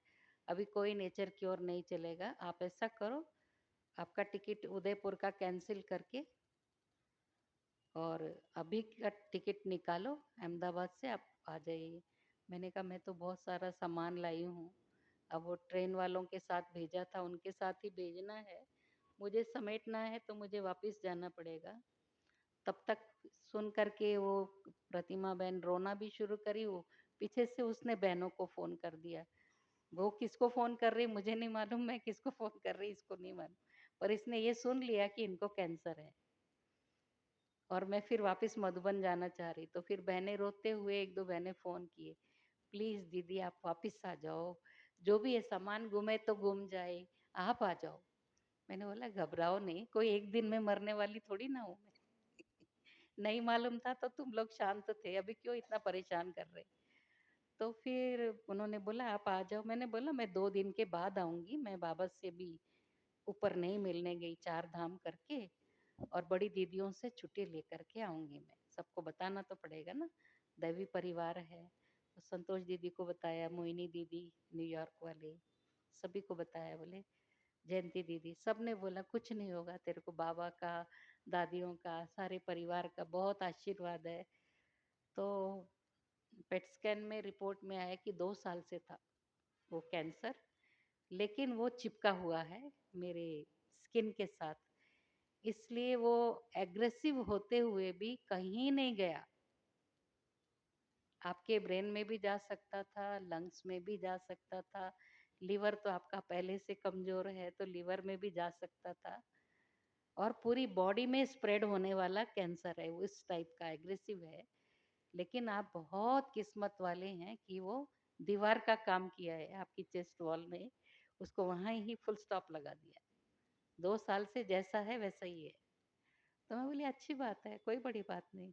तो बोले अभी नागेश्वर रेड्डी के पास ही गई मैं फिर से, क्योंकि वो लीवर का ध्यान रखते हुए ऑपरेशन कराएगा ना। तो उन्होंने बोला आपको मना ये सेकंड स्टेज है, लेकिन मेरे पास आपके लिए कोई बड़ा सर्जन नहीं है। तो 2-3 सर्जन्स को फोन किया, बड़े बड़े, जो फोन नहीं उठा रहे थे। फिर बोला आप डॉक्टर कविता को फोन मिलाओ, मैं उससे बात करता। तो डॉक्टर कविता को फोन मिला के दिया, तो उन्होंने बोला वो जो बड़ा डॉक्टर है वो फोन नहीं उठा रहा। बोला आजकल वो पॉलिटिक्स में एमपी की सीट के लिए लड़ रहा है, नहीं उठाएगा, फायदा नहीं है उसके पास करा के, चीर फाड़ करके वो फिर छोटे डॉक्टरों के पास ही देगा। तो इसलिए फिर उसने बोला ठीक है, एक ब्रेस्ट कैंसर का डॉक्टर है, वो यूके में सेटल था, पर उसकी माँ को कैंसर हुआ तो उसने सब कुछ छोड़कर इधर आ गया, एक ही एक बेटा है वहाँ का। तो वो बेस्ट डॉक्टर है। मैंने बोला कोई बात नहीं, वो भी बैंगलोर में था उस दिन। बोला मैं कल 1 बजे आता।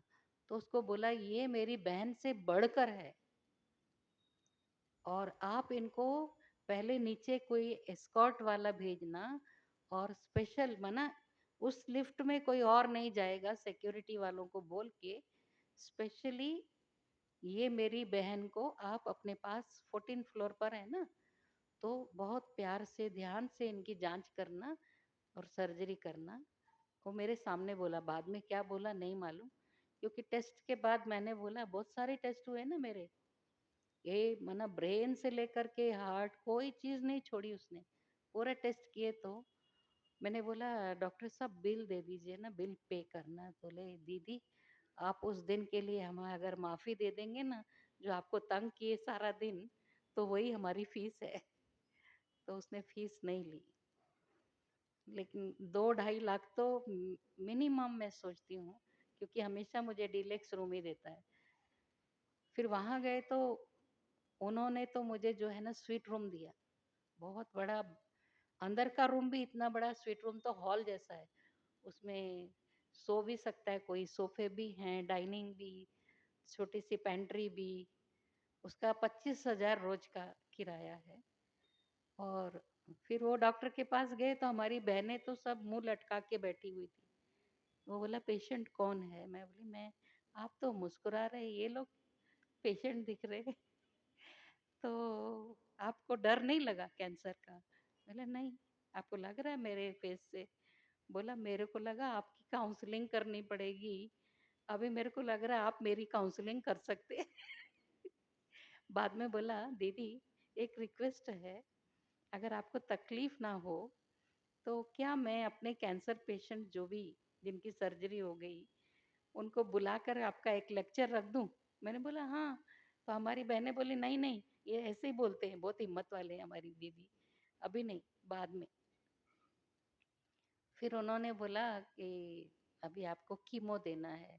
मैंने बोला पहले आप नागेश्वर रेड्डी जी से बात करो, क्योंकि मेरे को लिवर सिरोसिस भी है ना, कीमो लेना है नहीं लेना है वो डिसाइड करेंगे।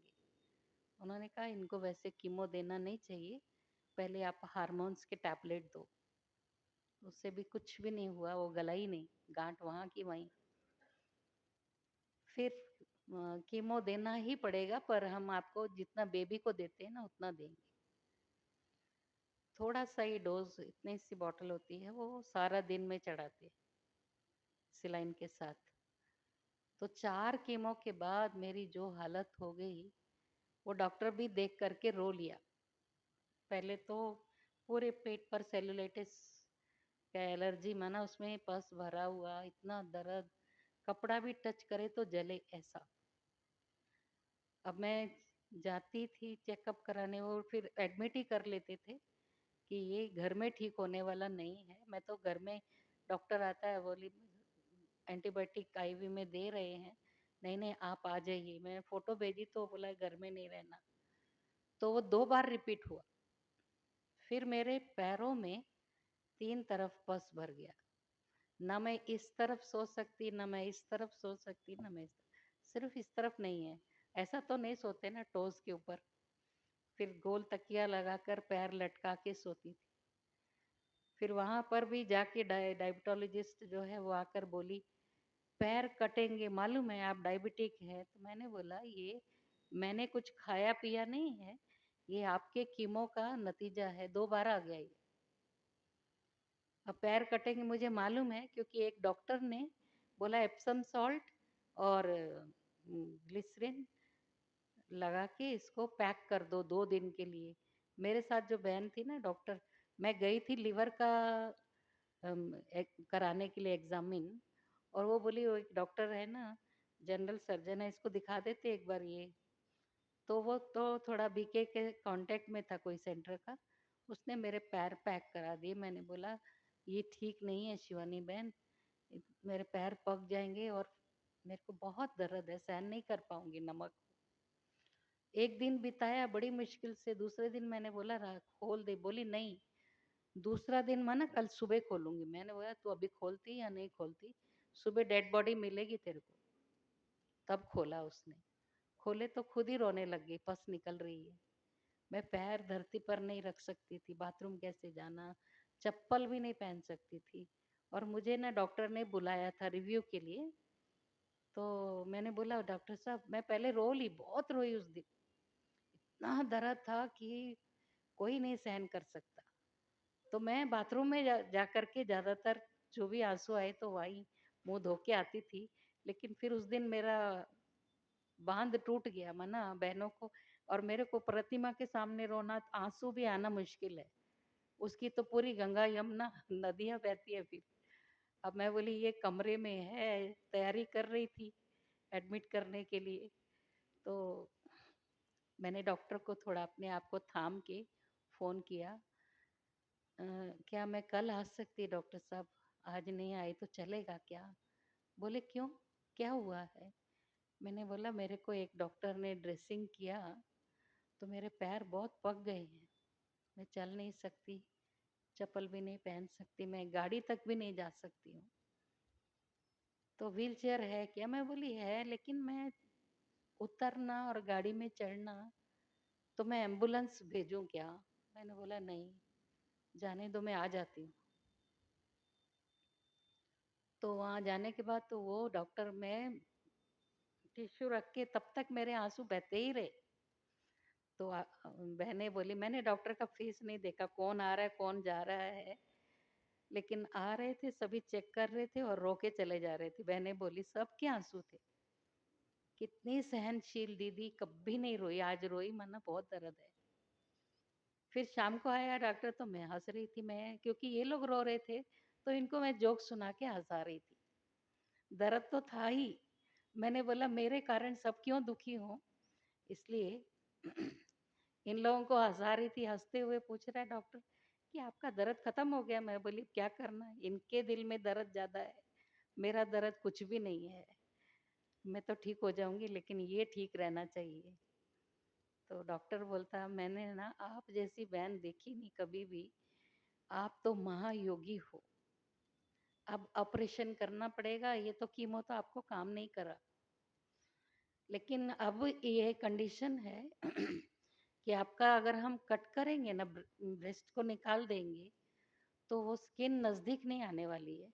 फिर हम आपको यहाँ से भी काटना पड़ेगा, पीछे से इधर लाना पड़ेगा वो स्किन को, उसको पूरा बंद करना, नहीं तो इन्फेक्शन होता रहेगा। मैंने कहा कोई बात नहीं, आप कर दो ऑपरेशन। हमारा जब मेरे को लेकर जा रहे थे थिएटर में, उससे पहले डॉक्टर ने संतोष दीदी को सारा एक्सप्लेन किया, मेरे को भी।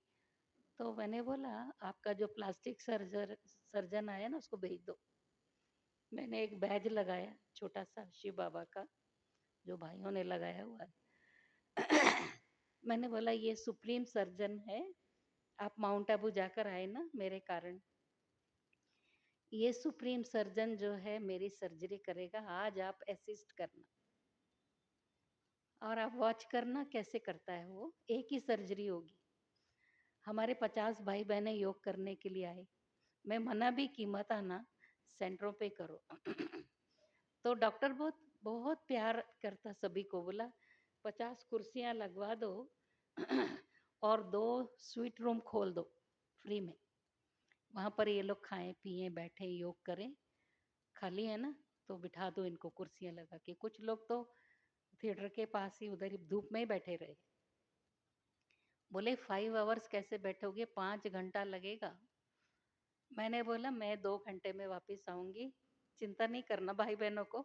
आप लोग नाश्ता कर लेना, मँगाया है मैंने 50 लोगों का और ब्रह्म भोजन भी। डॉक्टर बोल रहा है आपका ऑपरेशन है, आप सबका नाश्ता और खाने-पीने की बातें कर रहे हैं। ग्रेट हो आप तो, कितना ध्यान रखते हो। तो हमारे भाई-बहनों के सबके आँसू थे, मैं तो खुशी से गई अंदर। और मेरे को कोई बहन राखी बांध के गई थी, मैंने उसको राखी को भी मैंने बोला ये मेरा रक्षा सूत्र है, ये भी नहीं निकालना और ये भी नहीं निकालना। तो जो व्हील चेयर पर ले जा रही थी ना, वो बहन बोली कि देखो सिस्टर, हम ना ये मेटल थिएटर में जाने नहीं देते।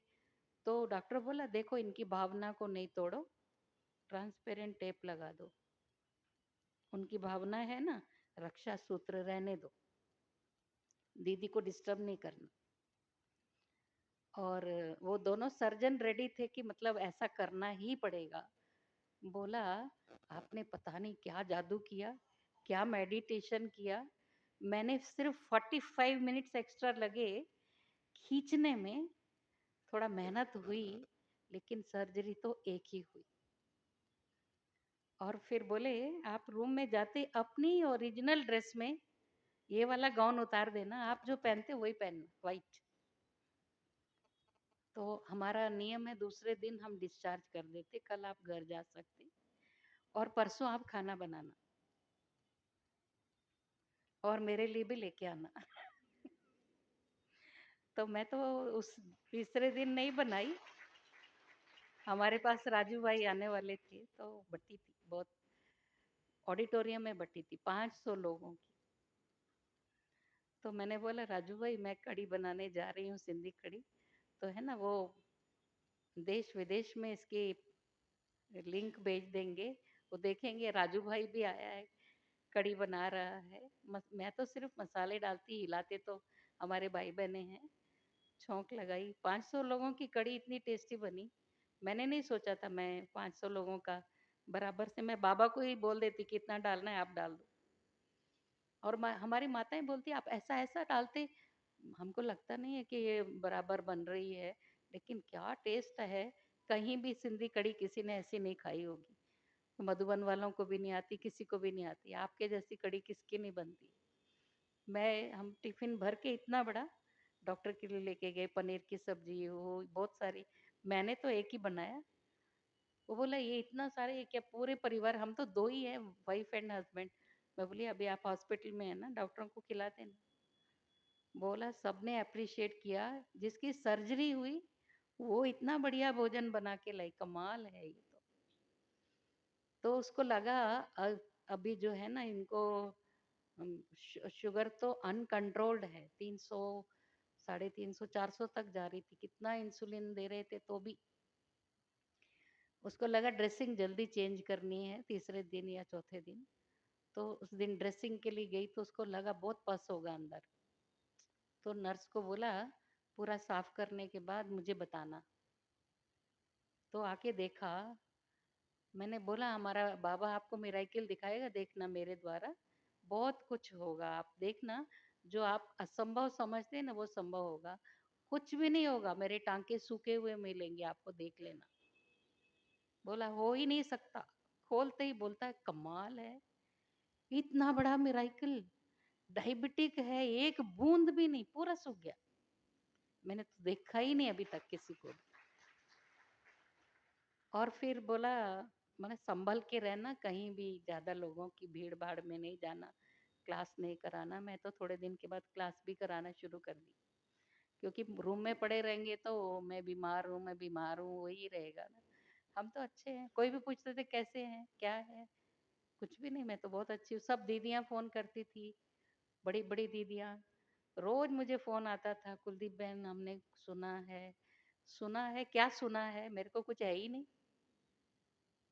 फिर स्कार्फ वाला फोटो देखते थे ना, मैं पहली बार स्कार्फ निकाल के आई हूँ दीदी से परमिशन लेके, क्योंकि समर्पण में गई ना, तब मैं संतोष दीदी को बोली बहुत गर्मी और बेचैनी लगती है बांध बांध के, मैं भी खोल दूं, मेरे बाल थोड़े लंबे हो गए, पिन लगाती पीछे, पीछे थोड़े दिखते हैं।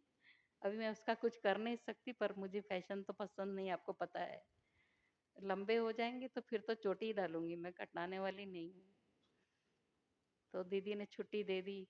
अभी मैं बोली क्योंकि दीदी मैं मुरली भी नहीं सुना सकती, जो भी कोई भी ज्वाइन होते हैं इधर उधर से बोलते स्कार्फ क्यों बांधा है, फोन आता है।